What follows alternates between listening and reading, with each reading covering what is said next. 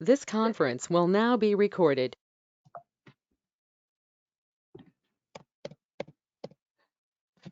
All right, everyone. Well, good evening and welcome to our college night for the class of 2025. We're so excited to finally be able to present to you all on the topic that is college. We know it's something that's sneaking up on everyone. For me, it feels like just yesterday you all were incoming freshmen, new to BL, and now here you are becoming upperclassmen and juniors here. So we're really excited to work with you this year and next year on the college admissions process. Um, the important thing out of this meeting is that you all will have a general understanding of where you should be in the process, what you should be thinking about, when you should be taking ACT, SAT, how to build your list, how to do college research, what to research, all of that important stuff, and also an introduction as to who Ms. Marchesini and I are. Speaking of that, I quickly want to introduce ourselves just so you know who we are. Ms. Marchesini is on the line right now, but she is one of our college counselors. This is her second year here at BL. She graduated just recently with her master's degree, so everyone give, I guess, a silent round of applause for Miss M on completing that while working full-time. Quite the accomplishment.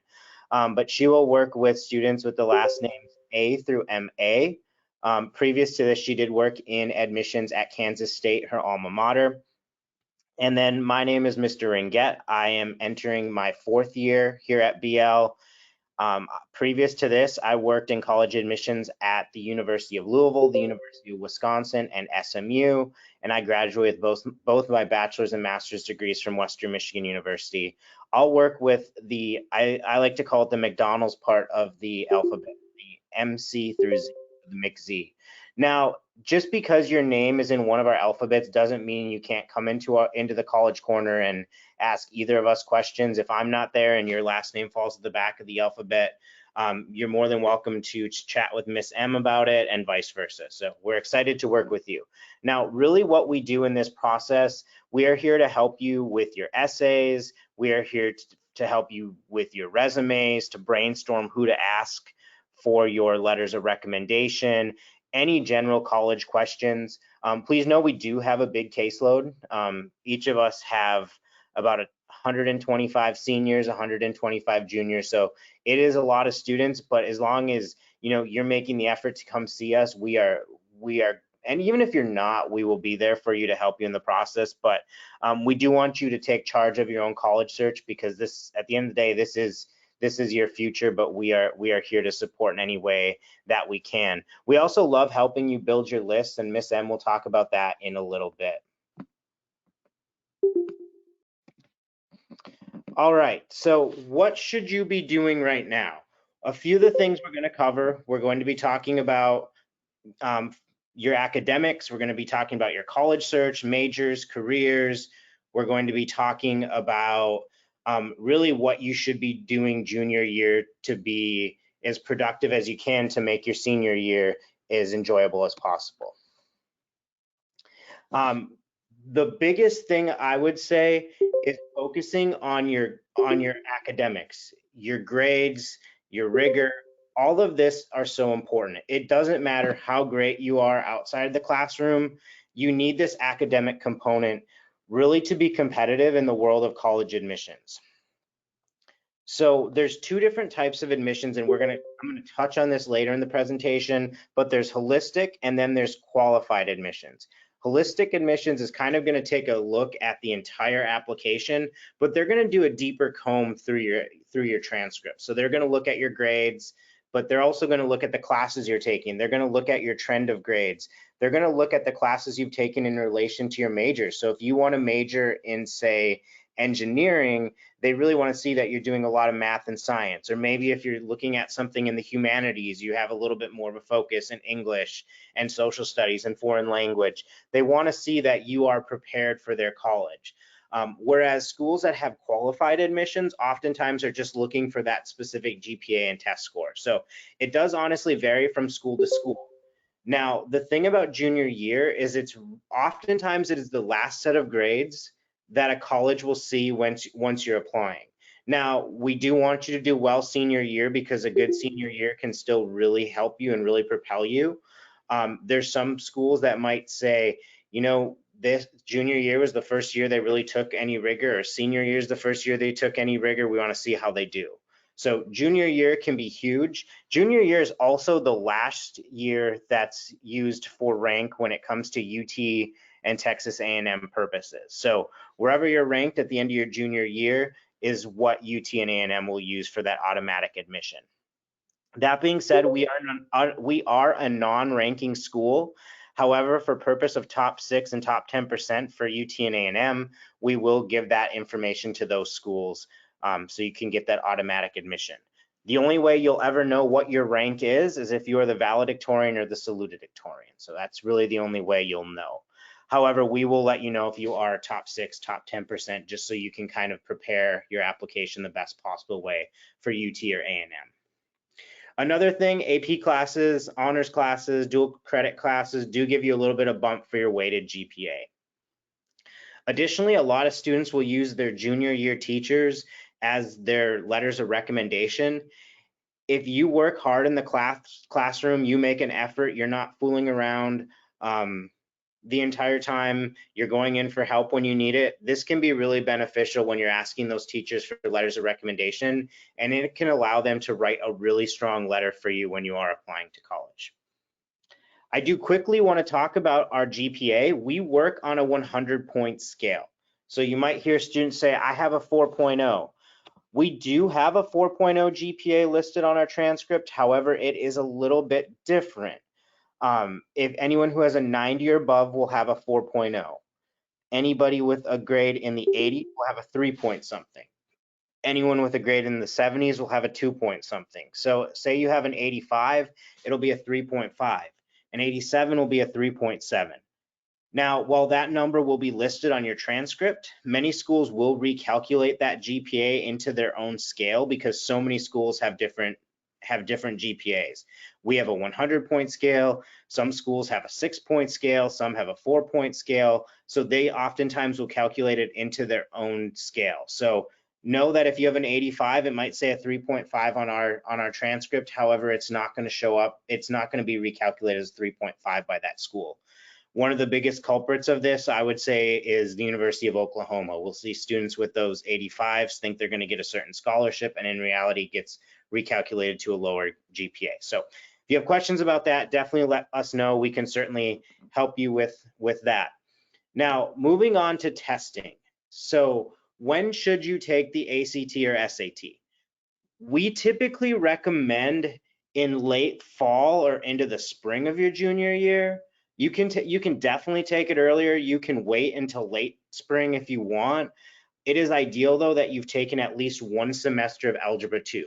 So if you've taken Algebra 2 already and you're in pre-calculus right now, or you'll be in pre-calculus in the fall, then by all means, feel free to take the ACT or the SAT in the fall. But like we said, we do recommend the later, so then at least you get a semester of pre-calc at least in 2. So that's what we recommend with ACT, SAT. We do have a list of tutoring services that we certainly recommend.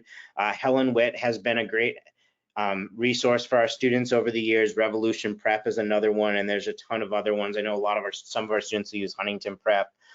Sometimes it's all about finding whatever works best for you. Kind of the same with the ACT and the SAT. Now the PSAT, you will be taking the PSAT in October. I believe the date's October 11th, whatever that Wednesday of that week is. This isn't a test that's used for college admissions. However, there is some good purpose to it. So if you are planning to take your first AP class as a senior, or not AP, dual credit class as a senior, you're required to take something called the TSI, which is for any Texas public institution. So Eastfield is where we have our dual credit through. If you get a high enough score on the PSAT, that could waive you having to take the TSI. It also helps for national recognition programs. So there's the National African American Recognition Program, the National Hispanic Recognition Program, and these can have some generous scholarships to go with them. So that could be another great reason to prepare and take the PSAT seriously.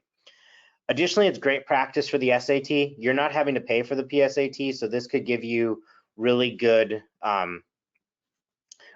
practice. Like I said, it is not used for college admissions though. However, there are some of you, and I know in this class there are some really strong test takers. You may want to take some prep for the PSAT, because if you score high enough, you will be eligible for the National Merit or National Merit Semifinalist program. And with that, I said there's money with the national recognition programs. There can be a lot more money, including full rides, with the National Merit Program. So it may be in your best interest. If you have questions, if you think, hey, do you think it'd be beneficial, reach out to us. We're happy to help you with that. I do want to add, I talked to Ms. Byrne about this morning. If any of you have accommodations, if you are using your accommodations and you have questions about how that will work for any of the ACT, SAT, PSAT, we recommend reaching out to Ms. Byrne. She's a great resource.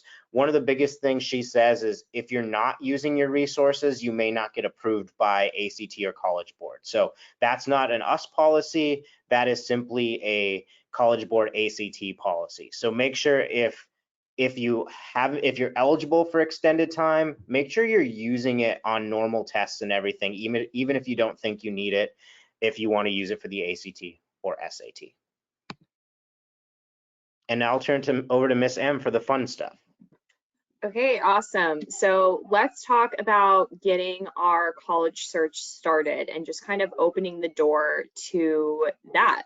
So this year, the big piece of advice that we have and kind of the big to-do item is for you to explore.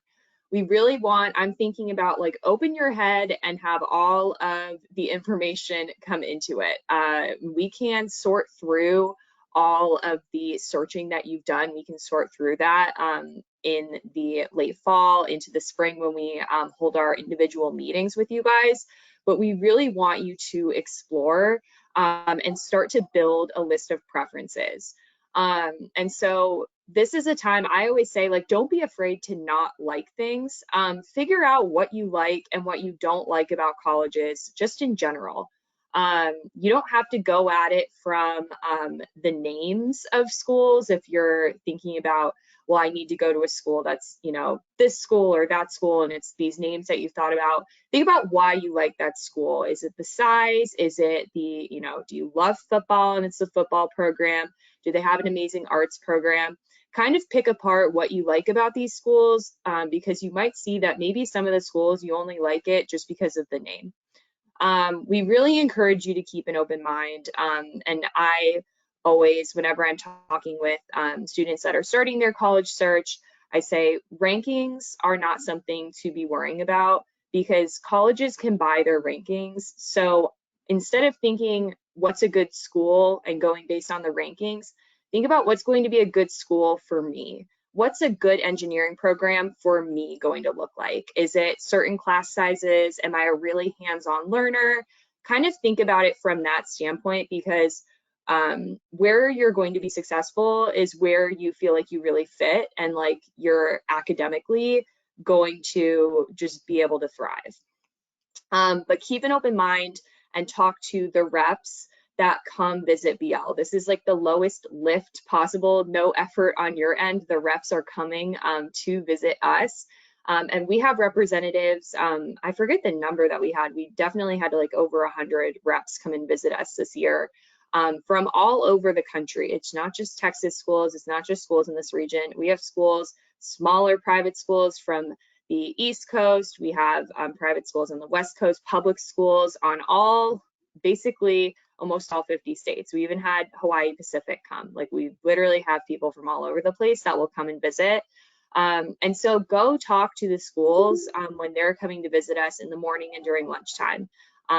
You can just ask them questions. There's no such thing as a stupid question. Mr. Inget and I used to be the ones at the tables, and they're there to talk with you and help you learn about their school.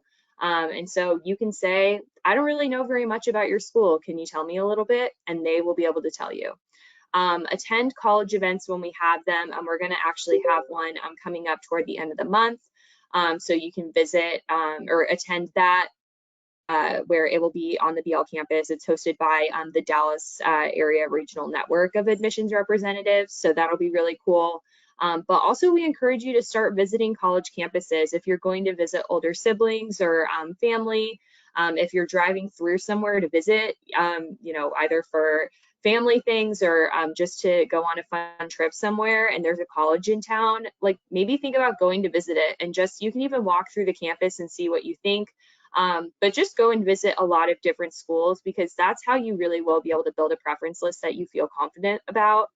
And basically, kind of to wrap up the college search, you don't have to figure out what school you want to go to. You don't have to have that golden school that is exactly what you want to do. But we want you to figure out the type of school that you're really looking for, or maybe just those preferences, those qualities about the schools that you're looking for, because that helps us and our advising process with you be so much more fruitful than if we have a meeting with you guys and when we ask questions about maybe what you're looking for or what kind of things that you would want to see in your college experience, and the answer to every question that we ask is I don't know. It's really hard to advise you guys on that. So moving forward, some questions to ask yourself. Like I said, what kind of school is going to interest you? What size of school? What location? So if you are looking for a large public school, that's the vibe that you're looking for. Or maybe you want something that's going to be a little bit smaller, where you'll really get to know your professors and it'll be a smaller atmosphere. Location doesn't just mean like in-state, out-of-state, you know, distance from Dallas. Location can mean anything. It could be, do you want to go to school in a city? Do you want a college town? Are you really into the outdoors and you want something in the mountains? If you are a big beach person, are we going to be looking at schools that are close to the beach? Do you hate cold weather? Do you love cold weather? That's kind of what we're looking for location. And just think about those preferences. Start dreaming, start opening your mind to that. Programs offered could be academic programs. It could also be those extracurricular programs too. So if you are really into the arts and you're very talented in those fine arts programs, maybe you're looking at a school that's going to have those offered, or academic programs. If you're like, you know what, I really want to major in zoology, that's going to kind of cut down the list so that then we can find schools that are going to have zoology. For college visits, like I said, visit schools all over the place, but visit schools, especially if you want to go and not take a ton of time out of your schedule, go visit schools that are within DFW. And kind of, I always say, think about them like they're not in DFW and like you're just visiting them for the first time. Visit schools in DFW. You will get a variety of schools through that. So you could go visit SMU and TCU, to get more of the private school option, but they're going to have those bigger sports programs. You can visit Austin College, which is up in Sherman, for a smaller, more liberal arts kind of school. You could go visit UNT. We've obviously got our UT Arlington. There's Texas A&M Commerce. Tarleton isn't super far away. So there are a lot of different schools just within like an hour's radius that you could go visit and see like what kind of things that you are preferring, and learn a little bit more about their academic programs, and maybe you see something that you really like through those. This is my favorite slide to talk about, which is the career and major slide. So when we're thinking about academic majors and what you want to do after high school, it is very daunting. Maybe some of you have known exactly what you wanted to do since you were a little kid, but some of you might have a really just open mind in front of you and not know exactly what you want to do. We prefer that you think about the career that you want, not so much the major that you're looking for in college. So one thing that I really am super passionate about is avoiding the subject to major pipeline. That was something that when I was in high school, that is how my academic major was kind of chosen for me. It was, hey, you really love science, you should go into biology and go pre-med.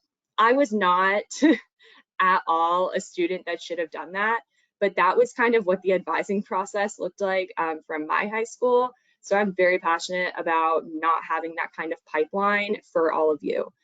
So you don't have to think about the class material or the class subject. Just because you're really interested in science and math doesn't mean that you need to go into engineering. That's sometimes something that just becomes that pipeline. Think about the type of work that you enjoy doing in class. Are you really into giving presentations in front of a room? Are you comfortable working alone? Do you like working in a group? What kind of assignments are ones that you felt were really just naturally easy for you to do and you enjoyed doing them, even if the subject material wasn't your favorite?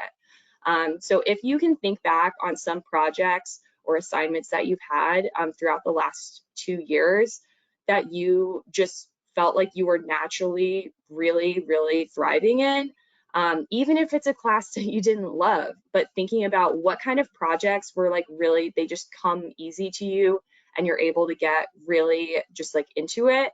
Think about those, because that is way better of an indicator of what careers might be a great fit for you, what types of careers, versus what's your favorite subject in school is. U Science is amazing, and that is a really great assessment that I'm pretty sure we're doing this upcoming year. But take U Science when we do it, take it seriously.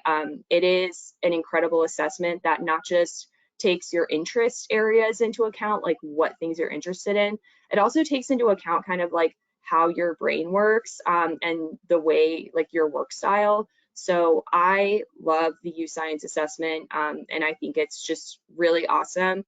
Career assessments that we have like U Science, and there's also some within Maya Learning, which is something that Mr. Ringett will talk about. Those career assessments don't need to be a be-all, end-all. If it tells you, you know, that you would make a great accountant, that doesn't mean that you need to become an accountant.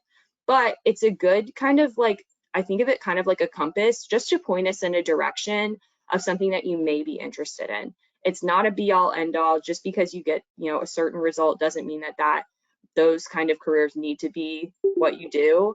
You can definitely have something different, but it just is a really great indicator. It can help you brainstorm. Career night is also an amazing way to learn about careers that you might not even know exist. I know that this last year at our career night, we had a child life specialist in one of our rooms, and that was like something that a lot of students came up and talked to Mr. Ringett and I about afterward and said, I had no idea that this career even existed. Like, this is something that I want to do. We do a great job with career night, just to pat ourselves on the back. So definitely attend career night when we have it this upcoming spring. And then also see if you can job shadow. This is something that maybe you don't have a ton of time for in your schedule, but if you have the opportunity to job shadow, if you have family friends or just people that are kind of loose connections that you might know in careers that you're a little bit interested in, see if you could just follow them around for a day, or even do an informational interview and just ask them questions about what they do, because that'll be a really great way for you to learn, not just about, you know, what they do day to day, but also how did they get there? What was their major? But what kind of things were they involved in college? Why did they choose this career? Because a lot of people, you might be surprised the careers that they're in now, and if there's any parents on the line, you may also be this way.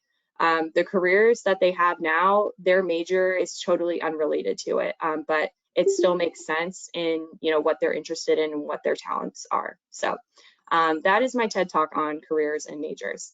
But my final slide here before I pass it back to Mr. Ringett is just about involvement. So a question that we get a lot is, you know, what involvement looks great to colleges? Like, what should I be involved in that's going to look good to colleges? The best involvement that colleges will want to see is involvement that you're genuinely interested in and genuinely passionate about. So that first bullet point there, it really is a big one. Do what you enjoy doing. Don't just do something because you think it'll look good to a college. We're big proponents of thinking quality involvement over the quantity of involvement.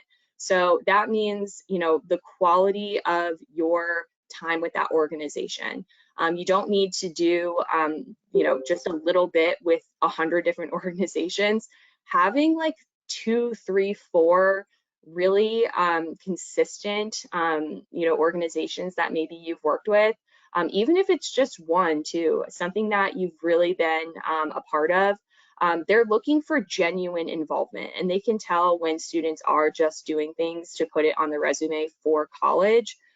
So think about what you're actually genuinely interested in, some things that you really love to do, and find ways to get to do those with other people, or through service projects, things like that. But something that we also want to hit home is that involvement isn't just school related. It's not just being a part of NHS or, being an ambassador. You can think about if you have a job outside of school, if you do any internship opportunities, home responsibilities outside of doing your chores, which you should do, but home responsibilities like taking care of younger siblings, taking care of family. If you have a lot of responsibilities around your home, that is involvement, and that's something that you can talk about within your college application. Outside passions, that's something that sometimes doesn't get to be on the resume because maybe you're not doing that in school, but you're a really great guitar player, or club sports is a huge, I did club sports, that takes up so much of your time. So involvement doesn't have to just be, being house captain. Sometimes that's what your involvement is because you are really passionate about that. But if you have involvement outside of that, that doesn't look like the typical quote unquote, extracurricular involvement for high school students, those things can be, those kind of non-traditional things can be something that you'll put in your activities section. Finally, service hours. Obviously, you guys know that you need to do your required service hours, but I'm like, kill two birds with one stone and do service hours that relates to a personal interest or your future career aspiration. So if you're wanting to be a veterinarian, for example, maybe do your service hours at a humane society. Or if you really want to work with kids and be in education, maybe do service hours that's going to help, working with kids. Find community service that either relates to a personal interest or something that you want to do in the future, because not only will that fulfill your requirement, but it'll also give you exposure into whatever you're interested in. And also it's something that'll be really, if you're looking for what's going to look good on your resume, it's going to look good on your resume, because doing hours with an organization that kind of makes sense with the rest of your application, if it makes sense with your intended major, or the field that you want to work in, it really makes a difference. I think kind of to end my little speech about this, we had a senior this year where she did a lot of her service hours with the refugee population here in DFW. That is what she wrote her essay about, and it made total sense with what she was majoring in, because she wants to go into anthropology to help that population. So that is just what comes to mind when I'm thinking about having service hours that make sense with the rest of your application. Everything tied together and really made sense. So that is all I have. I'm passing it back to Mr. Ingat for talking about Maya Learning. So exciting.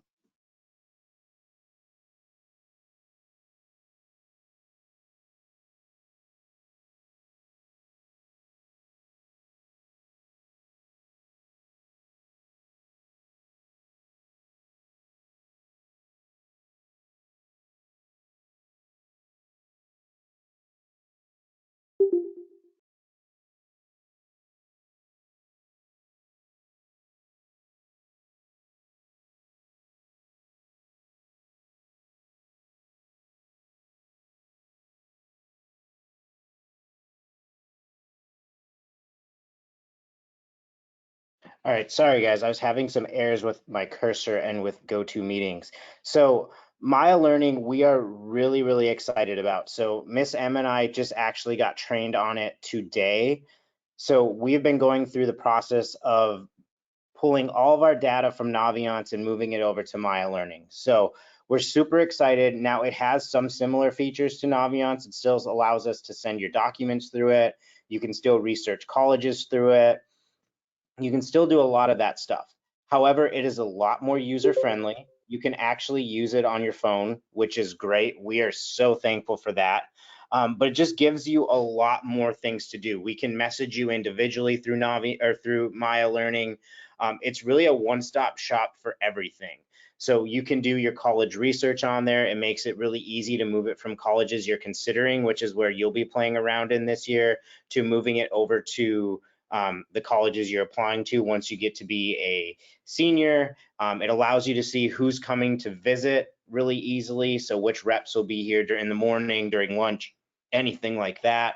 They have a really great spot. If you click on a college, you can see exactly what essays they require. It is really an amazing feature that we are super excited to use, and we can assign you all tasks. So if we want you to fill out your brag sheet or ask teachers for letters of recommendation, you're going to be able to find all of that stuff in Maya Learning. So in the next few weeks, we will be getting you information on how to log in. We'll be getting you information on how to use the service.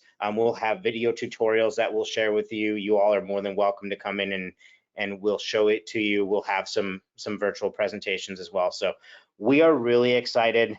It is a much better program, much easier to use. I know there's a few schools in DFW, so if you have friends or even siblings at schools like Ursuline or Hockaday or Greenhill, I believe all three of them use it. So it's a really great program and we're really excited. Now, one thing that you all are probably even thinking about right now, especially if there are any parents on the call, are scholarships. So oftentimes scholarships are reserved for seniors, but you can certainly start looking for scholarships right now. A few websites we really like: scholarships.com, fastweb.com, scholarsapp.com, goingmerry.com. Have a lot of really great external scholarships to find just to see if they're available for high school juniors. I always say a $500 scholarship, while it may not be a lot in the grand scheme of college, it can buy you books. But also think about it, if it takes you, say, 2 hours to complete the application because there's an essay portion and you win the scholarship, think about it as you just got paid $250 an hour. So that's the way I would approach things. Speaking of Maya Learning, they have a really great tab where you can search for scholarships on there too, in addition to all these websites. If you have a part-time job, we recommend chatting with them to see if they have any scholarship opportunities. If you have, where your parents work, that could be another really great opportunity. So I would say don't leave any stone unturned. Now, the vast majority of scholarships will come when you are applying to colleges, and they'll come directly from the colleges. So we'll talk more about this. We'll probably have another presentation somewhat similar to this, but a little bit more in depth on different topics come November, December, where we'll talk a lot about that. But there are some schools out there that offer really great scholarships that can really help offset that cost of in-state, out-of-state tuition, or make a private school even more affordable than an in-state public institution. So definitely look for those scholarships, because there certainly are a lot out there, but you just might have to do a little bit of digging. And don't worry, we will send out an email with a list of the scholarship websites that we like to recommend for our families to take a look at. But I think Maya Learning will be game changing when it comes to scholarships. Okay, I talked a little bit about holistic admission and qualified admissions earlier on. I want to give you all a few of these terms just so you know them. So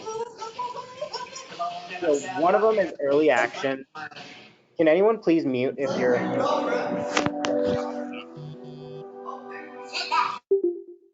So the things we like to tell students to look for are early action, regular decision, early decision, and rolling admission.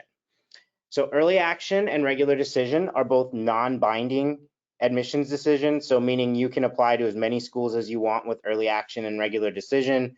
If you're admitted, you don't have to attend.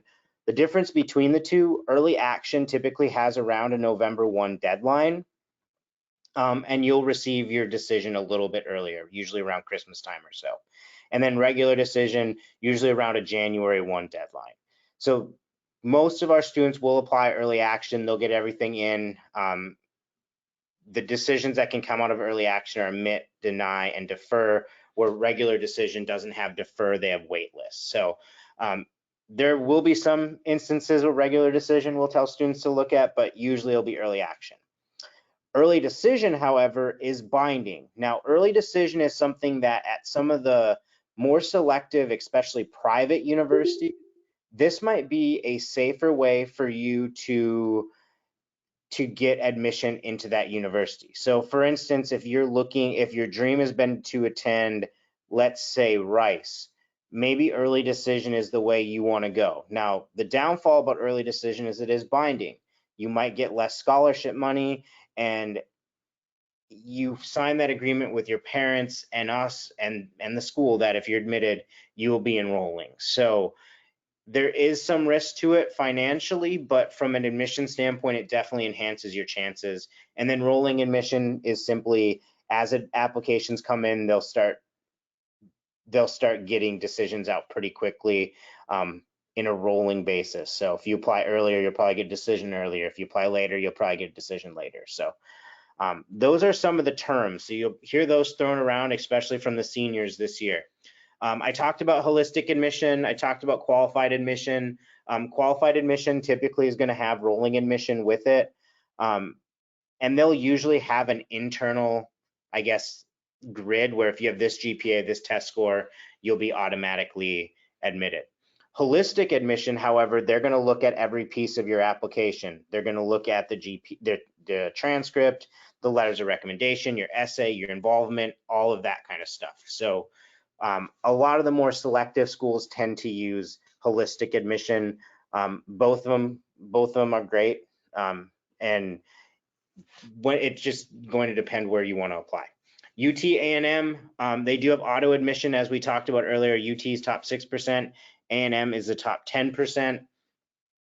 If you are outside of that, doesn't mean you're not going to be admitted. We definitely have a decent amount of students every year getting admitted out of it, outside the top 6, outside the top 10%, but we might have to play a little bit of a major game on when you're choosing your major if you are outside, just to enhance your chances. So if you're outside, you'll definitely have holistic admission with that.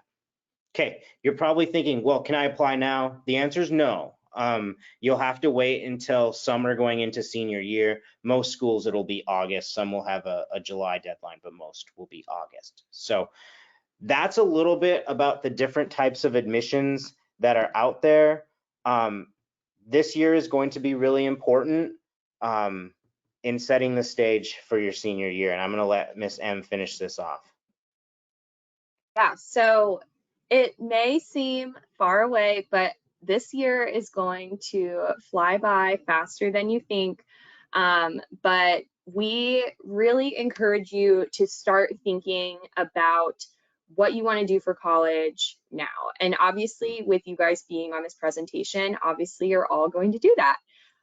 But we really encourage you to kind of get as much done college, like building your list and kind of research wise done now this year, because then when it comes the springtime and you're asking teachers for letters of recommendation, and then when it gets to be the summertime next year, it's smooth sailing. You know where you're going to be applying, you know kind of what to expect. You can really get organized, which then makes your senior year even more like enjoyable.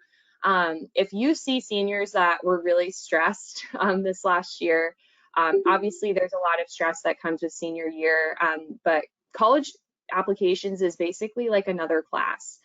So that's why we want you to get things done now, like your college search and visits, getting that process started as early as you can, just so that then you have more time to research and build your preferences and you don't feel rushed. But if you follow the tips from this presentation, with Mr. Inget and I send out different things for you guys to be thinking about, this will make these next 2 years much easier. We are not sitting in our office trying to figure out ways to ruin your senior year. We want you to have a really fun and enjoyable last couple of years of high school. So that's why we want you to think about things early. Meetings wise, we will begin formal meetings with students this year. So during the fall, we are pretty busy people. Like Mr. Inget said, we've got about 125 seniors each. And so helping them through that college admissions process really takes up a lot of the fall. So We really try, if you want to come in over the summer, we do work over the summer, so you can email us. But a lot of our junior meetings are going to happen toward the end of the fall after those initial deadlines have passed. So be patient, but you can always come in and ask us questions. Just those more formal scheduled meetings, just expect those later in the fall and into the spring semester, just because of the volume of students that we work with that are seniors and just the amount of essays and everything under the sun that we work with for them. The most important slide right here, follow the Instagram account. So if you don't follow already, follow at BL College Advising. This is the Instagram account that we have where I post pretty frequently. I've been slacking this summer and I really need to get my game back. But I post pretty frequently on the Instagram account. And if we're having visits, I post about those. So who our campus visitors are going to be, post those all the time when we're having them. Different events that we have, I post a lot of memes. It's very funny. But I also post like informative content too. So things about, you know, testing. There's one that will come out that's about fee waivers, for example. More informative things, I post those, follow it. It keeps you updated on all things college advising. And it's a pretty good account to follow, if I do say so myself. Any final thoughts, Mr. Ringet? Yeah, at the end of the day, guys, we want to be here to help you with this process. Parents, if you ever have questions, shoot us an email. We're both pretty prompt in getting back. If you don't hear from us right away, and by that I mean like in a couple working days, send us another email. There's a chance that maybe it got accidentally read. We promise we're not ignoring your emails. We do want to make sure that you all are not stressed, left out in the dark on any of this. So we're really excited to work with you all. And again, any questions, please come see us. And like Ms. M said, follow BL College Advising. It is very, very informative. But that's all I have. Thanks for joining us tonight. I will get this sent out hopefully tomorrow, maybe Monday, depending on technology. So thanks so much for joining us, and we can't wait to work with y'all.